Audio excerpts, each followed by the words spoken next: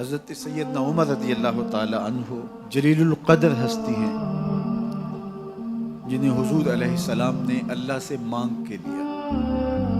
سارے صحابی رسول کریم صلی اللہ علیہ وآلہ وسلم کے مرید ہیں، لیکن جناب عمر میرے حضور کی مراد ہیں۔ 39 لوگ جب اسلام لا چکے، 39ویں شخص حضرت امیر حمزہ رضی اللہ تعالی عنہ تھے، اور ان کا ایمان لانا مسلمانوں کے لیے بہت بڑی ڈھارس اور بہت بڑے حوصلے کا سبب و ذریعہ بنا۔ تو میرے حضور نے ہاتھ اٹھا لیے، کہا اے اللہ، ایک شیر دیا ہے امیر حمزہ، ایک شیر اور عطا کر دے، اب تیری مرضی، عمر بن خطاب دے دے یا عمر بن حشام دے دے۔ حضور دعائیں مانگ رہے ہیں اور یہ ہاتھ میں تلوار لیے غیظ و غضب سے بھرے ہوئے گھر سے نکلتے ہیں کہ بانی اسلام کا چراغ ہی بجھا دینا ہے۔ راستے میں ایک صاحب ملے اور کہا کہ عمر، تیور کوئی اچھے نہیں لگتے، خیر تو ہے، کدھر جا رہے ہو؟ کہا چراغ اسلام بجھانے جا رہا ہوں، یہ روز کا مسئلہ ختم ہونے لگا ہے میرے ہاتھوں۔ مسکرا کے بولے گھر کی خبر تو لو۔ کہا میرے گھر کو کیا ہوا؟ کہا تمہاری بہن فاطمہ بھی نوکر بن گئی ہے رسول اللہ صلی اللہ علیہ وسلم کی۔ غصے سے بھرے ہوئے اپنی بہن کے گھر کا رخ کرتے ہیں، اندر سے قرآن پڑھنے کی آواز آ رہی ہے، غصہ اور بڑھ جاتا ہے، دروازے کو زور زور سے کھٹکھٹاتے ہیں۔ اہل خانہ سمجھ گئے ماجرا کیا ہے، گرجدار آواز ہے جناب عمر کی، دروازہ کھولو۔ جلدی سے معلم کو چھپا دیا اور بہن آگے بڑھ کے دروازہ کھولا۔ کہا تم سابی ہو گئے، دین چھوڑ دیا تم نے، بتوں کی وفا ترک کر دی اور بے تحاشا مارنا شروع کیا۔ بہن کا سر پھٹ جاتا ہے، خون بہنے لگتا ہے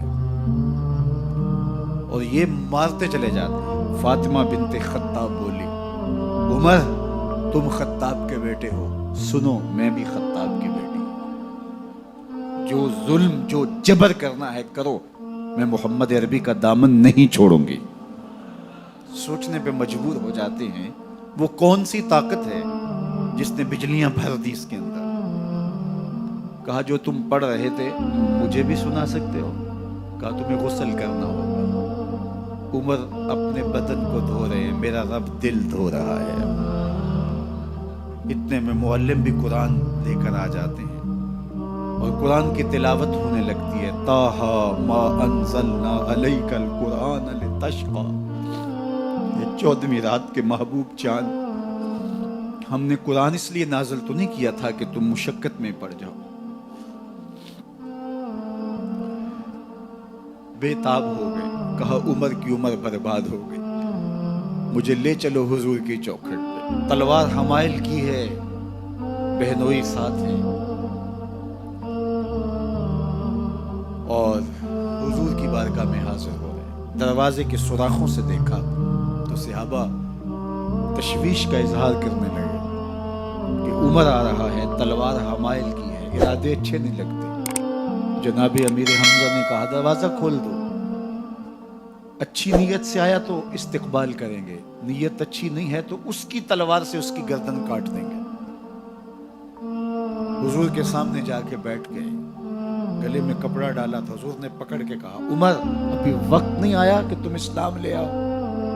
یہی وقت تھا عمر کے اسلام لانے کا، لبوں پہ کلمہ جاری ہو گیا۔ اللہ اکبر کی صدا اس زور سے گونجی کہ مکے کی گلیاں گونجنے لگی۔ اسلام لانے کے بعد حضور سے پوچھتے ہیں حضور کیا ہم حق پر نہیں ہیں؟ فرمایا ہم حق پر ہیں۔ اللہ کا دین سچا نہیں ہے؟ کہا اللہ کا دین سچا ہے۔ آپ اللہ کے سچے نبی نہیں ہیں؟ فرمایا میں اللہ کا سچا نبی ہوں۔ تو کہا پھر ہم چھپ کے عبادت کیوں کریں؟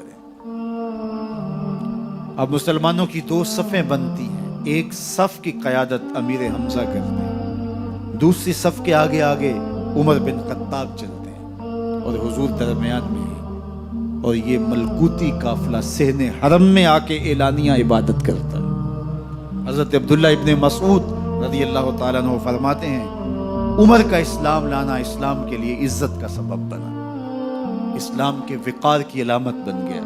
ایک ایک کے دروازے پہ جا کے دروازہ کھٹکھٹا کے کہتے ہیں، وہ تو اور خبر سننے کے لیے بے چین تھے کہ یہ بانی اسلام کی زندگی کا چراغ بجھانے گیا تھا، کوئی خبر لایا ہوگا۔ وہ کہتے ہیں آؤ عمر کدھر آئے ہو؟ کہا تمہیں بتانے آیا ہوں، کمزوروں سے پنجہ آزمائی کرتے رہے ہو، آؤ میرے سے بات کرو، میں محمد عربی کا نوکر بن گیا ہوں۔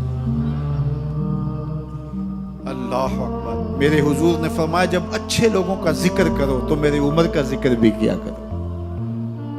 میرے عمر کی زبان پر حق بولتا ہے، سچ بولتا ہے۔ ان الشیطان یفر من ظل عمر، عمر کے سائے کو دیکھ کے شیطان بھاگتا ہے۔ اللہ اکبر۔ اسلام لائے تو زندگی کی ایک ایک سانس اسلام کے لیے وقف کر دی، حضور کا پہرا دیا، حضور کی ناموس کا پہرا دیا، حضور کی شریعت کا پہرا دیا۔ اسلامی فتوحات پھیلی تو پھیلتی ہی چلی گئیں، کبھی مصر فتح ہو رہا ہے، کبھی ایران فتح ہو رہا ہے، آرمینیا تک مسلمانوں کی افواج پہنچتی ہیں۔ 22 لاکھ مربع میل پر حضرت عمر رضی اللہ تعالیٰ عنہ کی سلطنت پھیل جاتی ہے۔